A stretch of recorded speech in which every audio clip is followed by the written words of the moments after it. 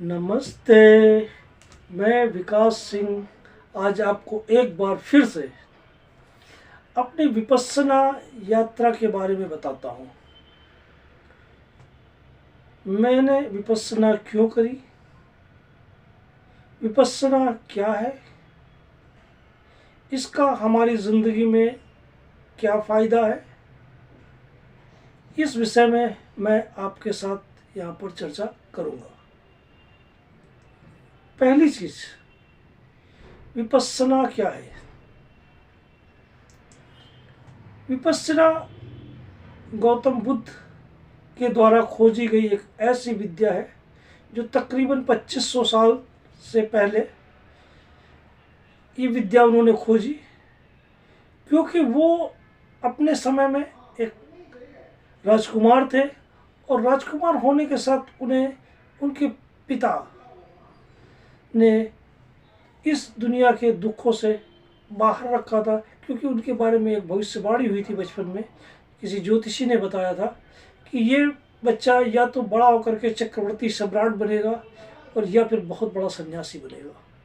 तो उनके पिता नहीं चाहते थे कि हमारा बेटा सन्यासी बने, और इसलिए वो उसे हर तरह के यत्न कर रहे थे कि इसका मन किसी भी तरह से वैराग्य की तरफ न जाए। तो जब सिद्धार्थ, गौतम बुद्ध का बचपन का नाम सिद्धार्थ था, जब उन्हें बुद्धत्व प्राप्त हो गया उसके बाद उन्हें लोग बुद्ध के नाम से कहने लगे। तो सिद्धार्थ जब अपने बचपन के बाद थोड़े जब बड़े हुए तो उसी समय उनकी शादी करा दी गई। यशोधरा नाम की कन्या के साथ एक अत्यंत रूपवान और गुणवती कन्या थी, और उससे उनको एक पुत्र भी हुआ जिसका नाम राहुल है। तो सिद्धार्थ एक दिन बाहर निकले, अपने सारथी के साथ रथ में जा रहे थे। उन्होंने देखा कि एक बूढ़ा व्यक्ति जा रहा है। उन्होंने कभी बूढ़ा व्यक्ति नहीं देखा था, वो चलने फिरने में मजबूर था। तो उन्होंने अपने सारथी से पूछा, ये कौन है। उन्होंने कहा, ये बुजुर्ग व्यक्ति है। बोले, ये कैसे होता है। बोले, सभी व्यक्ति एक ना एक दिन बूढ़े हो जाएंगे। तो बोले, क्या मैं भी बूढ़ा हो जाऊंगा। बोले, हाँ। सिद्धार्थ बड़े ही व्यथित हुए और बोले, चलो वापस घर चलते हैं, और घर चले गए। कुछ दिनों बाद वो दोबारा जा रहे थे। उन्होंने एक मृत शरीर को देखा जिसके पीछे लोग रो पीट रहे थे। उन्होंने फिर से अपने सारथी से पूछा, ये कौन है। बोले, ये मृत व्यक्ति है, मृतक है, ये खत्म हो गया। बोले, ये कैसे खत्म हो। बोले, हर व्यक्ति एक समय के बाद मृत हो जाता है, उसकी ज़िंदगी ख़त्म होती है, वो शरीर को छोड़ जाता है। तो बोले, क्या हमें भी छोड़ना पड़ेगा। बोले, हाँ, सभी के साथ ही होता है। तो वो फिर से विचलित आए, और इन 2-3 बातों के साथ उनके मन में बात आई कि इस रहस्य की हमें खोज करनी चाहिए। उन्होंने अपनी ज़िंदगी में अनुभव किया कि हर व्यक्ति जो इस शरीर में पैदा हो गया है उसे यहाँ के सुख और दुखों का भोग करना ही पड़ेगा। इसीलिए उन्होंने सिद्धांत निकाला कि ये शरीर ही दुख है। अगर आपको जीवन मिला है तो आपके साथ पे राग और द्वेष के संस्कार चलते रहेंगे, और आप कभी सुखी कभी दुखी होते रहेंगे। तो इस सिद्धांत के द्वारा उन्होंने खोज की कि क्या कोई व्यक्ति इस स्थिति से अलग हो सकता है, क्या वो सुखों दुखों के साथ मुक्त हो सकता है। और उस वैराग्य के लिए उन्होंने अपने मन में एक धारणा बनाई। इसके लिए उन्होंने अपने घर में अपने पत्नी और बच्चों को रात में सोते समय छोड़ा और घर से बाहर निकल गए जंगल में, और जंगल में जा कर के उन्होंने तपस्या करनी शुरू करी। अलग अलग विधियों से, अलग अलग तरीक़ों से उन्होंने तपस्या करी, लेकिन उन्हें वो चीज़ें नहीं मिल रही थी जिसके लिए वो कोशिश कर रहे थे। अंत में सिद्धार्थ ने अपने खाना पीना सब छोड़ दिया और एक वृक्ष के नीचे बिल्कुल निष्क्रिय होकर के काफ़ी समय तक पड़े रहे। उनका शरीर बेहद जर्जर हो चुका था।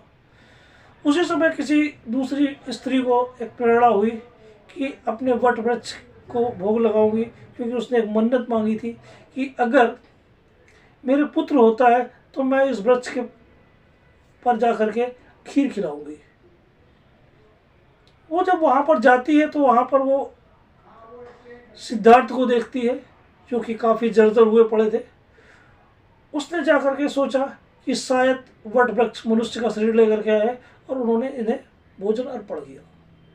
खीर खाने के बाद इनके मन में कुछ चेतना आई, उससे इन्होंने बात करी, तो उस व्यक्ति ने, उस स्त्री ने समझाया कि इस तरीके से शरीर को कष्ट देने से तो नहीं हो सकता है, कुछ भी नहीं मिलेगा, आखिर इससे आपका शरीर छूट जाएगा। ये अनुभव सिद्धार्थ को भी हुए, और सिद्धार्थ ने उस समय तय किया कि हमें कोई दूसरा तरीका अपनाना पड़ेगा। तो जो तरीका उन्होंने अपनाया वो मध्यम मार्ग कहलाता है। जिस तरीके से उनका वहाँ पर बात कही गई कि वीणा के तारों को इतना मत खींचो कि वो टूट जाए, और वीणा के तारों को इतना ढीला भी मत करो कि वो बजे ही नहीं, यानी हमें एक बीच का मार्ग चाहिए होता है। और उन्होंने उस मार्ग से बुद्धत्व प्राप्त किया। जब उन्हें ज्ञान प्राप्त हुआ तो उन्होंने इस ज्ञान को कृपावश पूरी दुनिया में बांटा। ये ज्ञान पूरी तौर पर एक्सपीरियंस के ऊपर निर्भर बेस्ड ज्ञान है। बाकी सारे धर्म जहाँ हमें ये सिखाते हैं कि हम जो कह रहे हैं उस पर श्रद्धा करो, बुद्ध ने हमें समझाया कि श्रद्धा करने की कोई ज़रूरत नहीं है। किसी भी चीज़ को देखो, सुनो, समझो, और जो तुम्हारा अनुभव कहता है उस अनुभव के ऊपर ही श्रद्धा करो, उस अनुभव को ही मानो।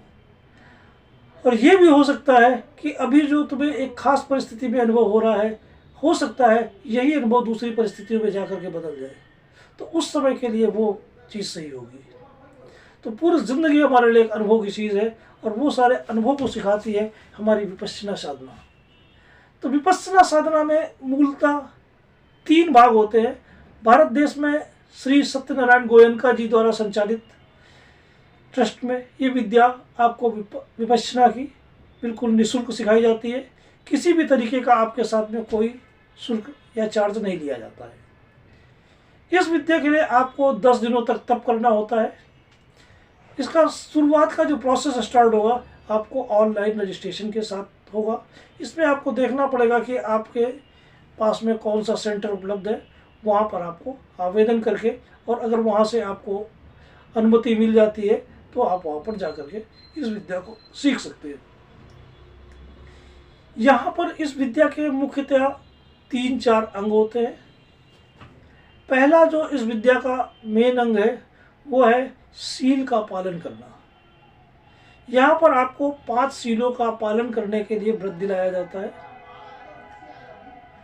ये 5 सील होते हैं: चोरी नहीं करना है, झूठ नहीं बोलना है, व्यभिचार नहीं करना है, और इस तरीके से 2 व्रत और होते हैं: अपने धर्म का पालन करना है और किसी की चुगली निंदा नहीं करनी है। इन 5 सीलों का आपको वहाँ पर कड़ाई से पालन करना होता है। और इन चीज़ों को अगर आप ज़िंदगी में भी पालते हो तो आपकी ज़िंदगी में बहुत से लाभ होते हैं। तो पहले दिन आपको इन व्रतों के साथ इस साधना की शुरुआत होती है, और पहले दिन आपको जो सिखाया जाता है वो सिखाया जाता है आपके मन को स्थिर करने के लिए साधना, और उस साधना को बोला जाता है आनापान की साधना। आनापान में क्या है? सांस के आते हुए देखना और सांस को जाते हुए देखना। जब हम अपने मन को अपनी सांसों पर एकाग्र करते हैं तो धीरे धीरे धीरे धीरे धीरे धीरे करके आपका मन उस पर टिकना शुरू करता है। शुरुआत में ऐसा नहीं होता है कि आप आज ही बैठे और आज ही आपका मन रुकने लग जाए, लेकिन लगातार कोशिशों के बाद हमारा मन रुकना शुरू होता है। नहीं तो शुरुआत में आप बैठोगे, 2-4 सांसें देखोगे, पता लगा मन किसी और जगह चला गया। कभी वो भूतकाल में चला जाता है, कभी भविष्यकाल में चला जाता है। तो ये 3 दिनों तक चलता है, और 3 दिनों की आनापान साधना होती है। एक चीज़ यहाँ पर और बता देना ज़रूरी है कि जो शेड्यूल है वहाँ का, उसमें आपको सुबह 4 बजे उठना होता है। 4 बजे उठने के बाद आपको आधे घंटे में 4:30 बजे तैयार होकर के धर्म हाल में पहुँचना होता है, और उस हाल में आपके साथ में 4:30 से 6:30 बजे 2 घंटे की साधना होती है। इस 2 घंटे के बाद आपको 6:30 बजे एक ब्रेक मिलता है और वहाँ पर आप जा कर के चाय पानी सुबह का आपकी व्यवस्था होती है, जिससे आप अपना चाय पी सकते हैं, हल्का सा नाश्ता आपको मिलता है। इसके बाद आपको 8 बजे तक ब्रेक रहता है। 8 बजे से दोबारा आपकी साधना शुरू होती है और वो 11 बजे तक होती है। हर साधना में 1-1 घंटे के बाद आपको 5-5 मिनट का ब्रेक दिया जाता है। आपको इन 3 घंटों की साधना के बाद 11 बजे फिर से एक ब्रेक होगा और इस समय आपको भोजन दिया जाता है। ये भोजन पूरी तौर पर शाकाहारी और कम से कम तेल मिर्च मसालों का भोजन होता है, जो आपके लिए काफ़ी हितकर होता है। 11 बजे से 1 बजे तक का लंच होता है। इसी में आपको खाना खाना है, इसी में आपको नहाना धोना या कुछ भी दैनिक क्रिया करनी हो तो कर सकते हैं। साधना की शुरुआत से ही आपको मौन व्रत का पालन करना होता है, जो आपके 10 दिनों तक चलता है। 11 से 1 बजे के ब्रेक के बाद 1 बजे से आपको फिर से साधना शुरू होती है और जो 5 बजे तक चलती है। जैसे कि आपको मैंने पहले बताया कि हर साधना में 1-1 घंटे के बाद आपको 5-5 मिनट 10-10 मिनट का ब्रेक दिया जाता है। 5 बजे एक बार फिर से सायंकालीन चाय के लिए एक बार आपको फिर से अवकाश दिया जाता है। इसमें आपको चाय कॉफ़ी या दूध, पुराने साधकों के लिए नींबू पानी, इन सारी चीज़ों की व्यवस्था होती है। इसके बाद आप 5 बजे के बाद 6 बजे तक इन सारी चीज़ों को करते हैं और 6 बजे से लेकर के रात के 9 बजे तक फिर से चलता है। 8:30 बजे से आचार्य सत्यनारायण गोयनका जी का प्रवचन होता है, जो आपके पूरे दिन भर में हुई गतिविधियों के बारे में बहुत ही अच्छा प्रकाश डालते हैं और उन चीज़ों को आप समझ पाते हो कि मैंने जो दिन भर कर रहा हूँ ये क्यों कर रहा हूँ, कैसे कर रहा हूँ, इसके क्या परिणाम होंगे। इस तरीके से आपको 3 दिनों का आनापान साधना होती है। तीसरे दिन आपको अब विपश्यना के लिए आप तैयार हो और अब आपको विपश्यना साधना सिखाई जाती है। विपश्यना साधना अगले 7 दिनों तक चलेगी। इस साधना में आपको अपने शरीर के अंदर होने वाले अलग अलग तरीके के अनुभवों से गुजरना होता है। अलग अलग जो चीज़ें हो रही है, कहीं पर खुजली हो रही, कहीं कुछ हो रहा है, कहीं कुछ है, कहीं पसीना आ रहा, कहीं कोई चीज़, कहीं पुरानी बातें याद आ रही, उन सारी चीज़ों से हमारे शरीर में होने वाली हलचलों को हम वहाँ पर देखते हैं। धीरे धीरे धीरे धीरे हमारा मन सधना शुरू हो जाता है और जैसे जैसे 5वां 6ठा 7वां दिन गुजरता है, लोगों के अंदर एक अनंत उत्साह और गंभीरता आती चली जाती है। 10वें दिन इस साधना की समाप्ति होती है और यहाँ पर आपको तीसरी साधना करी जाती है, मंगल मैत्री की साधना। मंगल मैत्री की साधना में आपने जो इन 10 दिनों में तप किया है, उससे जो आपने पुण्य अर्जित किए हैं, यहाँ पर यह भी बात सिखाई जाती है कि आप इस तप के पुण्य को सिर्फ अपने लिए नहीं रखोगे, आप विश्व बंधुत्व की कल्याण की भावना से इस पूरे पुण्य को पूरे समाज के लोगों, सभी प्राणियों, नभ के प्राणी, जल के प्राणी, यानी समस्त ब्रह्मांड में वितरित करते हो। जिस प्रकार से एक माँ बाप जो भी कमाते हैं वो सिर्फ अपने लिए नहीं कमाते हैं, वो अपने पूरे परिवार को बांट देते हैं। उसी तरह से आपका पूरा संसार ही परिवार होता है। तो आपने जो तप किया है, इस तप के द्वारा जो कुछ भी आपको पुण्य अर्जित हुए हैं, उस तप को आपको बांटना है और ये होती है मंगल मैत्री की साधना। मंगल मैत्री की साधना के साथ ही आपको मौन व्रत टूट जाता है और अगले 1 दिन तक वहाँ पर रह करके सुबह के समय आप सभी लोगों को घर जाने के लिए बोल दिया जाता है। वहाँ पर आपको ये भी बात सिखाई जाती है कि जो कुछ भी आपने इस धर्म में सीखा है, जो भी तरीके अनुभव किए हैं, उन्हें अगर आप घर जाना, सोच विचार करना, अगर आपको ये अच्छे लगे तो आप इन्हें अपनी ज़िंदगी में अपनाना, अगर इसमें से कुछ चीज़ें खराब लगे तो वो चीज़ें मत मानना। किसी भी तरीके से आपको धार्मिक बंधनों में नहीं बांधा जाता है, आपके साथ किसी भी धर्म के जकड़न में नहीं दी जाती है। आपको कोई नया धर्म नहीं सिखाया जाता है, आपको शुद्ध धर्म सिखाया जाता है। बाहर हम जिन चीज़ों में बंधे हुए हैं वो चीज़ें संप्रदाय के रूप में है। हम हिंदू धर्म में बंधे हुए हैं, हम मुस्लिम धर्म में बंधे हुए, सिख धर्म में बंधे, ईसाई धर्म में बंधे, जैन धर्म में बंधे, यहूदी धर्म में, कोई भी धर्म हो सकता है।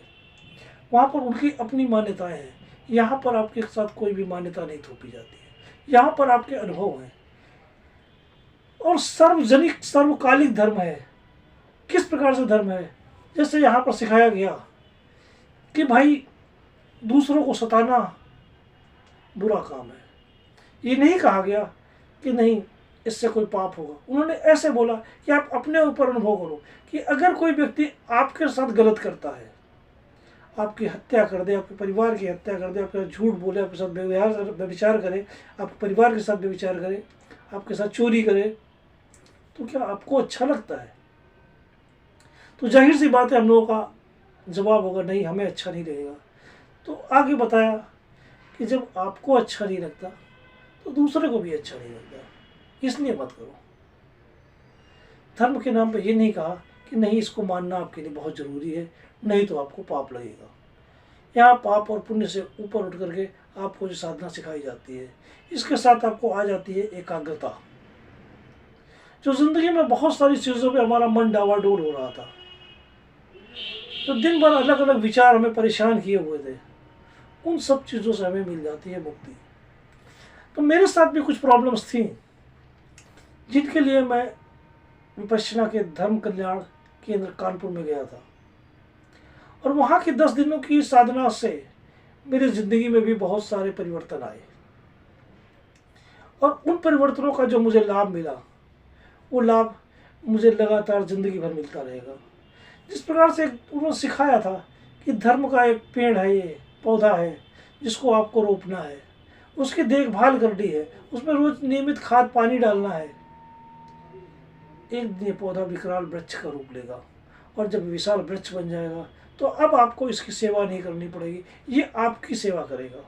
इसी प्रकार जो अपने ज़िंदगी में, अपने शरीर पर, अपने समाज के साथ, अपने सद्गुणों का विकास करते हैं, उन्हें जतन लगा करके पालते हैं, तो धीरे धीरे वो सद्गुण हमारे लिए ही फायदेमंद साबित हो जाते हैं।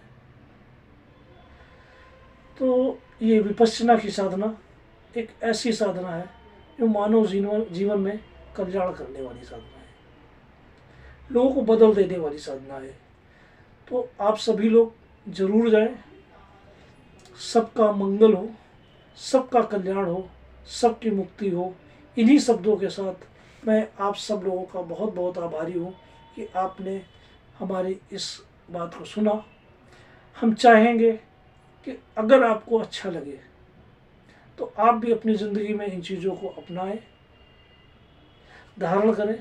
इससे आपका भी कल्याण होगा, आपके साथ साथ लोगों का भी कल्याण होगा। आज जो दुनिया में इतनी ज़्यादा अशांति है, युद्ध है, परेशानियां हैं, उसके पीछे एक बहुत बड़ा कारण है कि हम सभी लोग सिर्फ अपने अपने फ़ायदे के लिए लगे हुए हैं।